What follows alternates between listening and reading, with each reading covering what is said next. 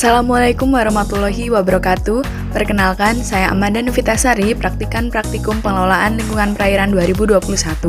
Dalam video ini, saya akan memberikan sedikit informasi dan simulasi pengambilan data mangrove. Tali rafia 40 meter untuk membuat plot area pengamatan. Meteran jahit untuk mengukur diameter batang mangrove. Clipboard sebagai alas pencatatan data.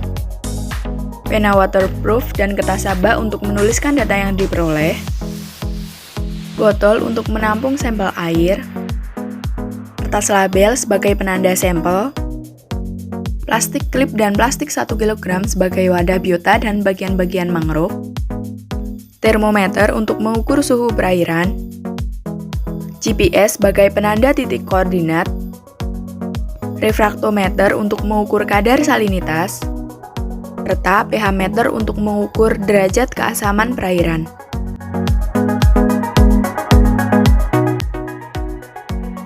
Pertama, dibuat area plot pengamatan menggunakan rafia seluas 40 meter persegi.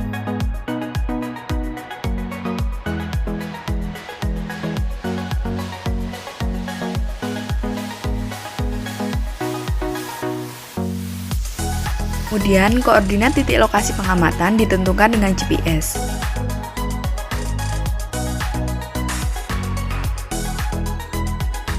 Selanjutnya, dilakukan pengamatan dan perhitungan terhadap jumlah serta jenis tegangan mangrove.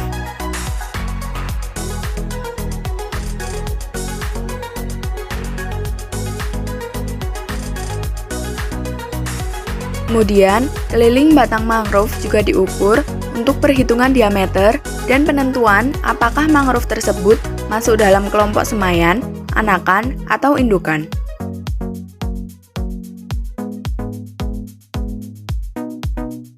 Selanjutnya, juga dilakukan pengukuran parameter fisika yang meliputi suhu udara, suhu air, dan jenis substrat.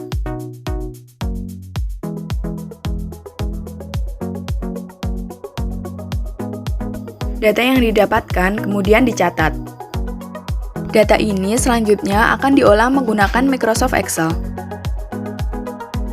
Kemudian, bagian-bagian pohon seperti daun, bunga, dan buah diambil untuk diidentifikasi di laboratorium. Sampel kemudian dimasukkan dalam plastik dan diberi label.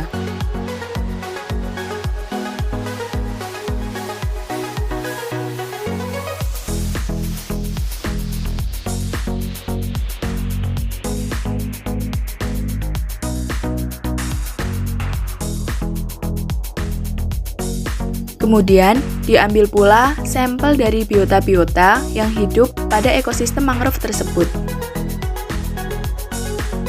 Setelah itu, diambil pula sampel air untuk dilakukan pengukuran salinitas dan pH. Pengukuran salinitas dan pH dilakukan di laboratorium.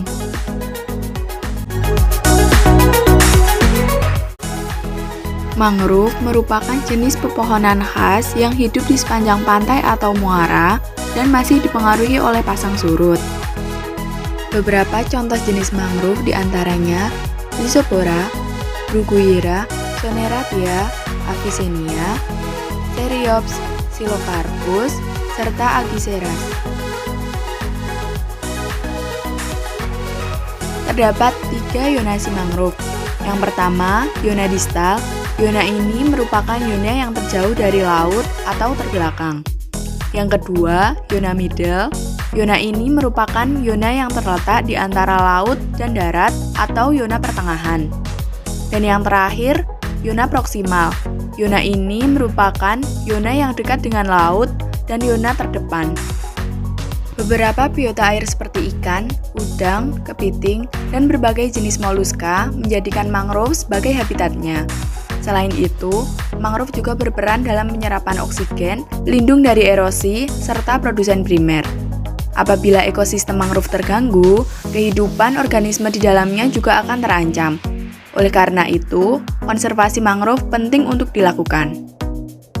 Sekian sedikit informasi dan simulasi pengambilan data mangrove dari saya. Wassalamualaikum warahmatullahi wabarakatuh.